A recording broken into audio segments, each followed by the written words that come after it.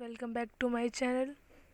सो guys, इससे पहले वाली वीडियोस में हमने किया था कंपनीज एक्ट का फर्स्ट पार्ट। आज हम करने वाले हैं कंपनीज एक्ट का सेकंड पार्ट, जो कि पहले था 1956, जो कि अब रिप्लेस होके हो गया 2013। Okay, let's started. तो kinds of company on the basis of incorporation, incorporated company or registered company, statutory company. On the basis of liabilities, company limited by share, company limited by guarantee, and unlimited company.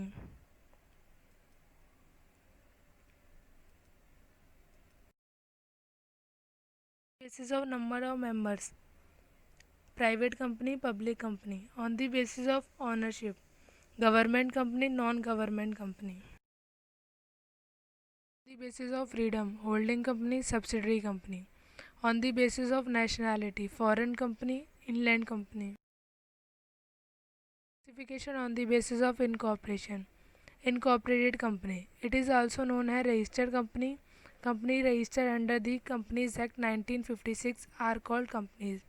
Incorporated companies को हम registered companies भी कहते हैं, जो कि registered होती हैं companies act 1956 में, जिसे हम रजिस्टर्ड कंपनी कहते हैं। Statutory company, a company may be incorporated under the special act of parliament or any state legislature. Such companies are called statutory companies.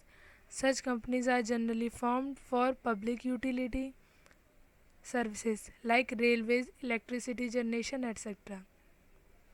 It means statutory companies वो companies होते हैं जो कि फॉर्म की होती हैं under the special act of parliament के through. ये कंपनीज स्टैट्यूटरी कंपनी कहलाती हैं और ये कंपनी जनरली फॉर्म की जाती हैं पब्लिक यूटिलिटी के लिए, जिसके एग्जांपल है SBI, UTI, RBI, etc. On the basis of liabilities, company limited by share. A member of company limited by share is required to pay only the nominal amount of share held by the nothing else. It means जो members of shares होते हैं company के, वो सिर्फ members liable होते हैं to पे करने के लिए नॉमिनल अमाउंट ऑफ शेयर को, ना कि some extra amount. Company limited by guarantee, या company limited by guarantee is a registered company having liability of its member required by its memorandum to such an amount as members may undertake to contribute to asset of company in event to being wound up. It means कि जो members होते हैं वो guarantee देते हैं कि इतना amount हम वाउंड अप के दौरान पे आउट कर देंगे, जो कि मेमोरेंडम एसोसिएशन में मेंशन किया जाता है। अनलिमिटेड कंपनी, हाँ company not having any limit of its member is known है लिमिटेड कंपनी, यानी कि इसमें मेंबर्स ऑफ लाइबिलिटीज़ होती हैं जो वो अनलिमिटेड होती हैं। On the basis of number of members, private company according to section 3 subsection 1 clause 3, a private company means a company which has minimum paid up capital of ₹1 lakh or such higher paid up capital as may prescribed by its article. It means according to section 3 subsection 1 clause 3 में mention है private company के बारे में कि private company वो companies होती है जिसका minimum paid up capital 1 lakh होता है और such higher amount of capital prescribe किया जाता है आर्टिकल में, और इसकी सच कंडीशन होते हैं जैसे कि restrict the right to transfer it share, यानी कि रिस्ट्रिक्शन लगी होती है प्राइवेट कंपनीज में कि उसके जो मेंबर्स होते हैं वो ट्रांसफ़र नहीं कर सकते शेयर्स को। Limit the number of members, इसमें लिमिट होती है नंबर्स ऑफ मेंबर की, जिसमें मिनिमम 2 होते हैं, मैक्सिमम 50 होती है। प्रोहिबिट्स एनी इन्विटेशन और एक्सेप्टेंस और deposit from person other than its member, directors and there relative, इसमें किसी भी बाहर वाले आदमी को इन्विटेशन या एक्सेप्टेंस नहीं होती है। Private company public company, public company means a company is not a private company. Public company private company नहीं होती है जिसका minimum paid up capital 5 lakh होता है और जो भी हायर अमाउंट होता है प्रिस्क्राइब्ड होता है। अब पब्लिक कंपनी की कोई भी सब्सिडरी कंपनी होगी प्राइवेट कंपनी, वो प्राइवेट कंपनी नहीं मानी जाएगी, जिसके मिनिमम मेंबर्स 7 होते हैं और मैक्सिमम की कोई लिमिट नहीं होती।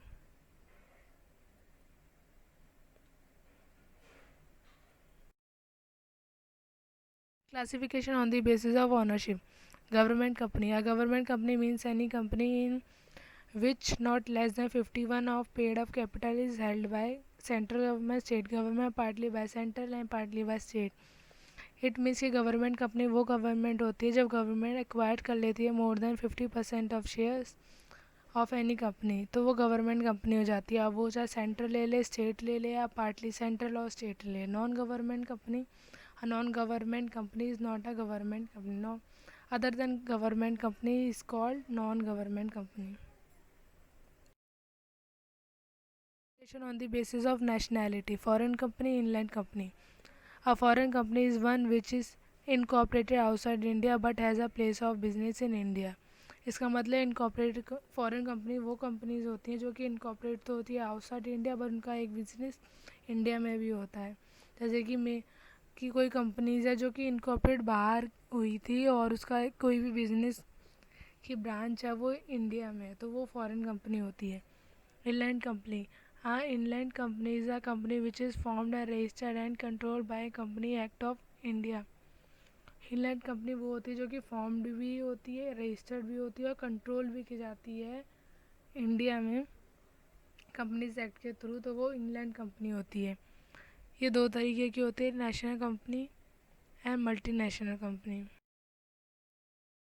Classification on the basis of freedom, holding company, subsidiary company. Holding company, Section 4, Subsection 4 of the Companies Act 1956 implies that a company is deemed to be holding company of another. It others it is subsidiary company. It means holding company वो companies होती है जो holds कर लेती है another companies को, तो वो होल्डिंग कंपनी कहलाती है, और जिसको होल्ड करती है वो कंपनी सब्सिडरी कंपनी कहलाती है। सब्सिडरी कंपनी या company shall be deemed to be subsidiary of another. इसमें दो कंडीशन होते हैं सब्सिडरी कंपनी कहलाने के लिए। If other company holds more than half shares of equity share, if other company hold the majority composition of BOD, यानी कि या तो दूसरी कंपनी किसी भी कंपनी के more than half share acquired कर लेती है या फिर उसके बीओडी पे कंट्रोल करती है, तो वो सब्सिडरी कंपनी होती है।